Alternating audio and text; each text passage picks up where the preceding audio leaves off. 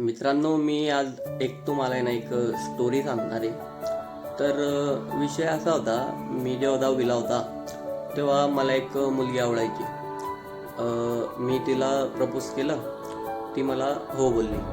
मग तिथून आमचं रिलेशन स्टार्ट झालं. मग स्कूलमधून जेव्हा कॉलेजला आले तेव्हा आम्ही खूप टाईम स्पेंड केला सोबत. खूप म्हणजे खूप एकदम क्लोज आले.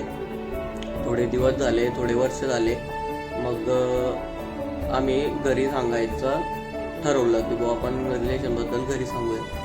मग आम्ही घरी सांगितलं, बट तिच्या घरच्यांनी नाही सांगितलं, कारण एंटरकास्ट होतं. एंटरकास्ट असल्यामुळे घरच्यांचा नकार आला आणि घरच्यांनी तिचं लग्न दुसरीकडे लावून दिलं.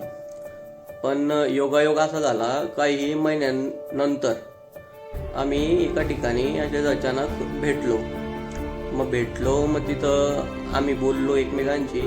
तिथून आमचं बोलणं परत सुरू झालं. आम्ही मग कॉलवर बोलायला लागलो. मग रात्र दिवसभर बोलायला लागलो. मग असं बोलता बोलता आम्ही परत जवळ येऊन गेलो. आम्ही एवढे जवळ आलो की ती प्रेग्नेंट होऊन गेली. प्रेग्नेंट झाली. मग तिने मला सांगितलं. मग मी तिला म्हटलं अबॉर्शन करून टाक, पाळून टाक. ती नाही म्हटली. ती म्हटली नाही म्हणे, मी पाळू नाही शकत, मी राहू देते म्हणे. म्हटलं ठीक आहे. मग थोड्या एक महिन्यानंतर तिला एक बेबी झालं, मुलगा झाला. मुलगा आता खूप मोठा झाला आहे आणि तोच मुलगा बापाला पहा कशा कमेंट करतो.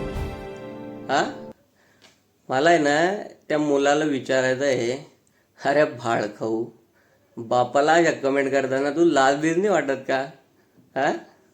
आमच्या जळगाववरून बोलतो तू, जळगाववाल्यांचा दे बेटा तू.